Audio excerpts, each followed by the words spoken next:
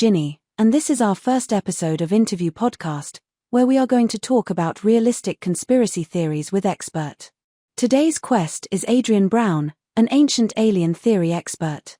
Hello Adrien, would you mind telling us what is the ancient alien theory? Hello Ginny, thank you so much for having me. It's an honor to be here for your very first episode. I think it's amazing that you're diving into topics that challenge mainstream narratives, and ancient alien theory is definitely one of those. So, to jump right in, the ancient alien theory is the idea that extraterrestrial beings visited Earth thousands of years ago, and that these visits had a significant impact on the development of human civilization. Now, this doesn't necessarily mean little green men built the pyramids, but it does propose that some of our ancestors' knowledge, particularly in areas like architecture, astronomy, and even religion, might have been influenced or even directly taught by non-human intelligences. We're talking about things like the precise construction of the Great Pyramids in Egypt, the astronomical alignments of structures like Stonehenge or Teotihuacan in Mexico, and mythological stories from cultures across the globe that speak of sky gods or beings descending from the heavens in fire or light. These are just a few examples that make researchers like myself ask, what if some of this wasn't myth, but misunderstood contact with advanced beings? The theory isn't saying aliens ruled over us, but that they may have seeded certain technologies, ideas, or even genes into early human society. It's a theory that combines archaeology, mythology, ancient texts, and sometimes even modern science, so it's both controversial and incredibly exciting to explore. And look, this isn't about replacing history, it's about expanding the conversation. Mainstream academia may scoff, but when you line up the evidence, it's hard not to ask. What if we're not the first advanced intelligence to set foot on this planet? Adrien, please answer your own question. What if we're not the first advanced intelligence to set foot on this planet? If we aren't the first advanced intelligence to set foot on this planet, then it means that human history, as we know it, is incomplete at best, and fundamentally misunderstood at worst. It opens up a whole new timeline, one where Earth has been visited, observed, maybe even influenced by intelligences far older and more advanced than us. Let's think about what that would mean. First, it would explain certain ancient anomalies, like how some megalithic sites show evidence of advanced engineering that even we, with modern tools, would struggle to replicate. Take Pumapunku in Bolivia, for example. The stone blocks there are cut with such precision, perfect right angles, drill-like holes in incredibly hard stone. It challenges the idea that this was done with bronze tools and manpower alone. It would also change how we interpret ancient texts. Think about the Sumerians, one of the earliest known civilizations. Their writings talk about the Anunnaki, gods who came from the heavens to shape humanity. Now, if we remove the religious or mythological lens for a moment, and read those stories as accounts, could they be describing actual beings who came from the stars? And here's the wild part, if they visited us in the past, could they still be watching now? Could the UFO phenomena, what the military now calls UAPs, be modern glimpses of the same intelligences that guided us millennia ago? That continuity would suggest Earth isn't just our home, but a place of interest in a much broader cosmic story. Ultimately, if we're not alone and never have been, it changes not just our past, it redefines our present and rewrites our future. It means humanity isn't the pinnacle of evolution on Earth, but one chapter in a far older, richer saga of life and intelligence in the universe. Let's go back a little bit. Do you know where the ancient alien theory actually come from?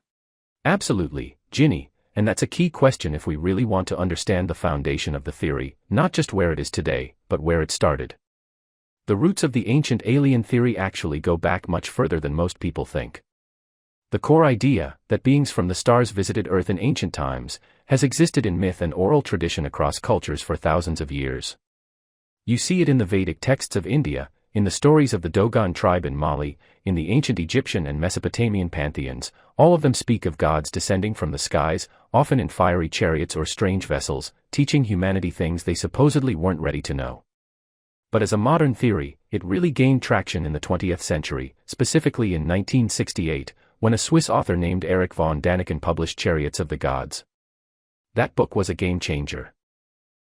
Von Däniken looked at ancient monuments, myths, and artifacts from around the world and asked, what if these weren't religious or symbolic, but records of literal contact with extraterrestrials? He pointed to things like the Nazca lines in Peru, massive geoglyphs only fully visible from the air, and the precision of ancient stonework as potential evidence of otherworldly influence. Now, it's important to note that Chariots of the Gods was highly controversial, and still is. Von Daniken wasn't a trained archaeologist, and many mainstream scholars criticized his work as pseudoscience. But his book struck a chord with the public, and it opened the door for a whole wave of interest in reinterpreting ancient history through a more cosmic lens. Since then, others have expanded on his work.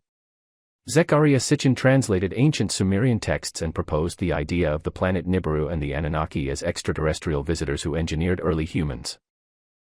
More recently, the History Channel's Ancient Aliens series has brought these ideas to a much broader audience, combining interviews with researchers, dramatic reconstructions, and archaeological mysteries from around the world. So, in short, the ancient alien theory is rooted in ancient stories, reawakened by authors in the 20th century, and now lives at the intersection of science, history, and imagination. It's part speculative, part investigative, but for many of us, it's driven by a simple yet powerful question: what if the past is stranger than we ever imagined?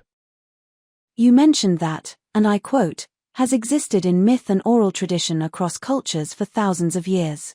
Can you give us some example of that? Absolutely, Ginny. This is one of the most fascinating aspects of the ancient alien theory. When we start comparing myths and oral traditions from totally different parts of the world, cultures that supposedly had no contact with one another, we find surprisingly consistent themes: gods descending from the sky, beings arriving in flying machines, and advanced knowledge being handed down to early humans. Let me walk you through a few powerful examples. 1. The Dogon Tribe of Mali. This West African tribe has an oral tradition that dates back hundreds, maybe thousands of years, in which they describe beings called the Namo, amphibious, godlike creatures who came from the Sirius star system. The most fascinating part: the Dogon have long known that Sirius is actually a binary star system, Sirius A, and a dense, invisible companion, Sirius B, which Western astronomers didn't confirm until the 20th century using modern telescopes. How did an isolated tribe know this? According to their stories, the knowledge came directly from the Namo, beings from the stars. 2. Ancient India, the Vedic texts. The ancient Sanskrit epics like the Mahabharata and Ramayana are filled with descriptions of flying machines called vimanas. These weren't just poetic metaphors.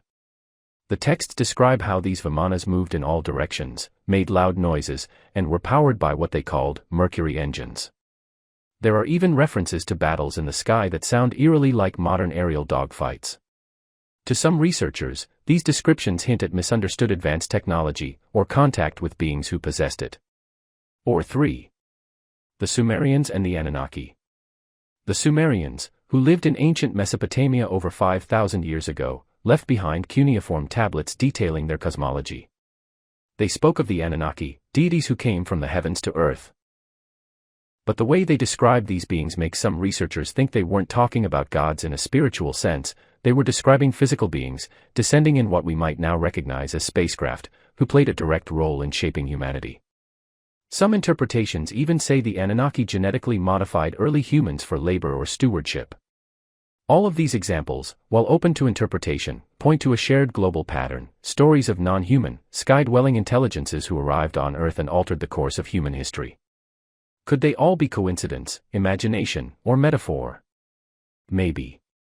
But when the same themes show up in isolated cultures, across oceans and continents, you start to wonder if there's a deeper truth hiding in plain sight. And that's really the heart of ancient alien theory, Ginny, not to say this is how it definitely happened. Comment behind, and don't forget to subscribe, since we have a new video every day. Thank you guys, and see you in the next video.